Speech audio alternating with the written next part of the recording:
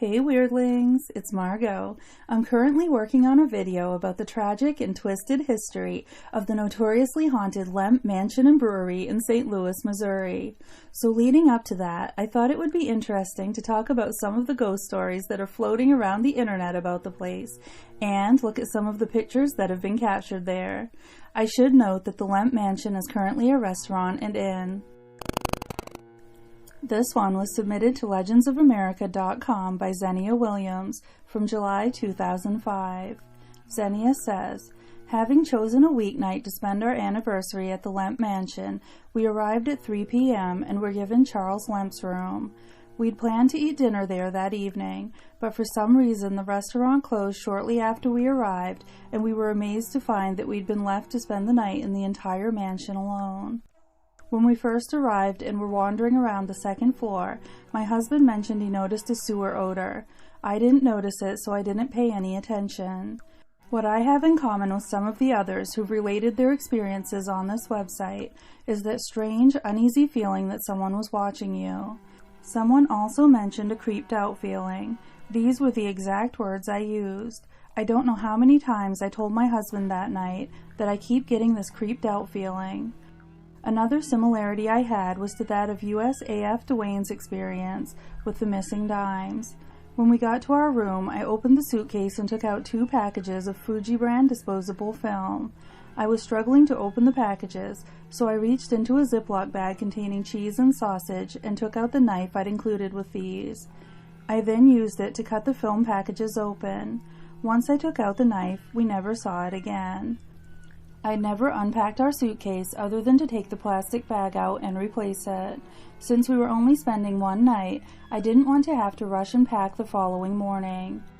Every time my husband and I returned to our room from roaming around the mansion, one or both of us would look for the knife. We checked and rechecked every surface, the floors, under the bed, sofas, drawers, etc. It was nowhere to be found. What was infuriating was that the room was immaculate. Yet it was nowhere, and we didn't leave the room with it. As the night progressed, we both became more and more obsessed about the knife's whereabouts. As we roamed about the mansion, we took photos, and as the evening progressed, I too began to notice the odor of sewage. It grew stronger and more prevalent until it appeared to be everywhere, ultimately becoming most noticeable when we decided to go sit in the bar. While sitting at a table in the bar, I had my husband snap a photo of me at the bar, and another by the Lemp mirror on the right side of the bar. I then took a picture of the doorway, near where the Lemp mirror hung. When these photos came back later from developing, we discovered some rather unusual images. Of the 2 rolls of film, with the exception of the photos taken outside, all of the photos taken in the house had a greenish cast. The photo of the doorway had a strange foggy-type smoke that spread from the bar to the doorway along the wall until it formed a full silhouette of a woman. I believe it to be the Lavender Lady. This past October 2004, my husband and I attended the Lemp Mansion's Halloween party, where he took a picture of me standing in the bar's doorway.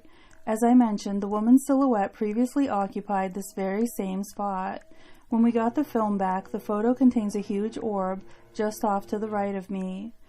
My sentiment about staying at Lemp when we left was similar to that of the USAF retiree Dwayne's sentiment. As we headed out the door and down the stairs toward the sidewalk to our car, I was relieved to be going home and swore I'd never return.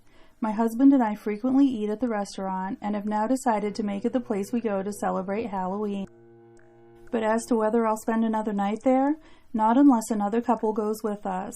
Oh, and by the way, we never did find the knife.